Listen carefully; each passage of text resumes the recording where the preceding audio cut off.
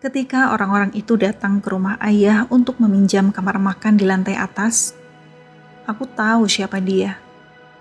Dia orang Galilea yang sering berbicara di depan orang.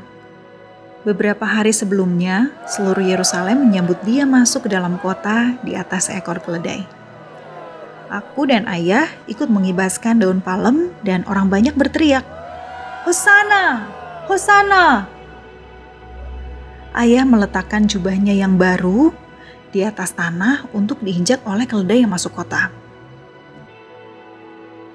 Ayah menatapku sambil berkata, "Kata orang, dia Mesias. Kata orang, dia bisa jadi adalah raja kita." Aku tertegun.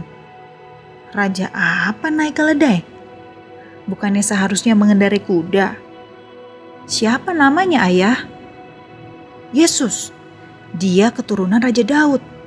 Dia bisa menyembuhkan orang, bisa memberi makan ribuan orang. Orang hebat. Jarang kulihat ayah semangat begitu. Hari ini kubantu ayah mempersiapkan makanan membuka Paskah.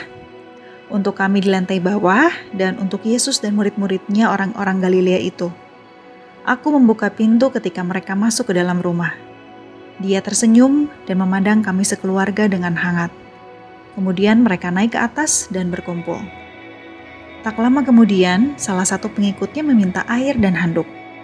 Ibuku membawanya naik ke atas, sementara aku mempersiapkan roti dan anggur untuk membuka hari raya.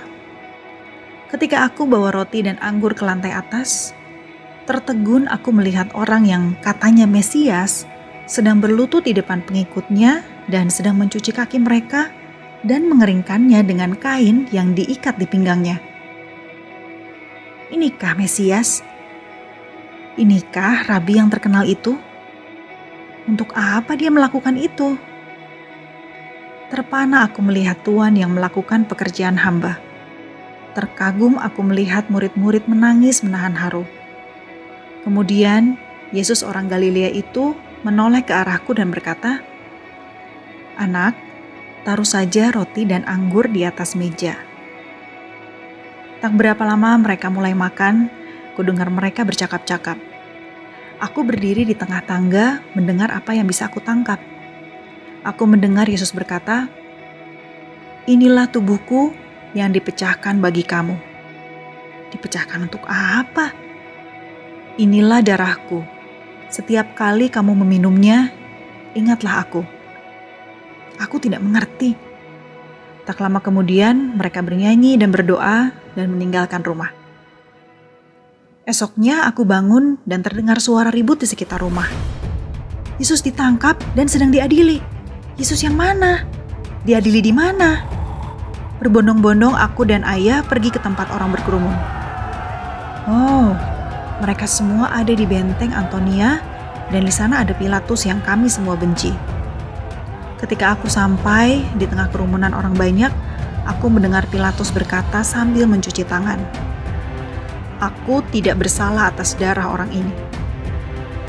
Itukah Yesus? Aku bisa mengenali sedikit dari rupanya.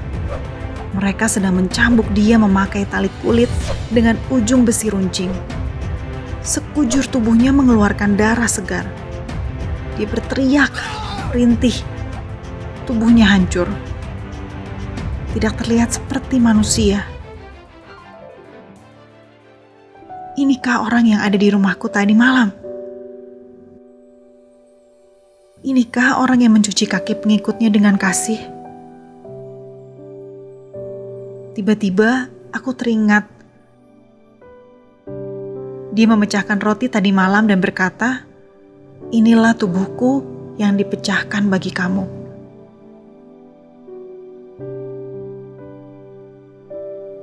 Aku gemetar, aku mual. Aku harus pulang ke rumah, aku gelisah. Tak percaya apa yang aku saksikan.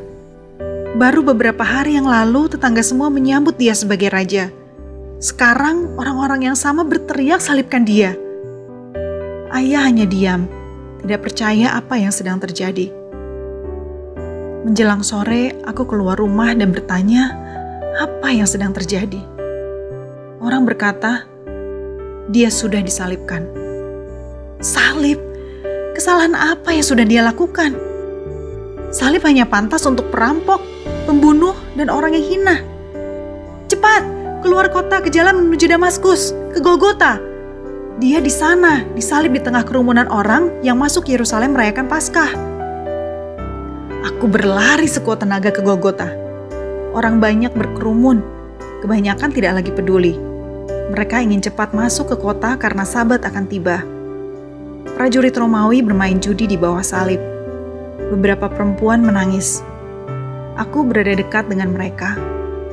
Kemudian aku mendengar Yesus orang Nazaret itu berkata lirih, "Ibu, ini anakmu. Anak, ini ibumu." Aku menyaksikan di dalam sengsaranya dia masih memikirkan ibunya.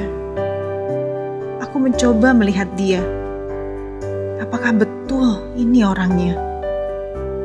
Karena yang aku lihat dari ujung kepala hingga kaki hanya warna merah. Tidak ada bagian tubuhnya yang tidak tertutup oleh darah. Aku teringat tadi malam. Inilah darahku. Ingatlah akan aku. Kemudian dia berteriak, "Sudah selesai!" Dan kemudian semua orang takut dan berhamburan karena tiba-tiba langit menjadi gelap dan gempa yang sangat kuat menggoncangkan seluruh kota. Semua orang berteriak-teriak, berlarian. Kemudian Yesus berkata, "Bapa, ke dalam tangan-Mu kuserahkan nyawaku."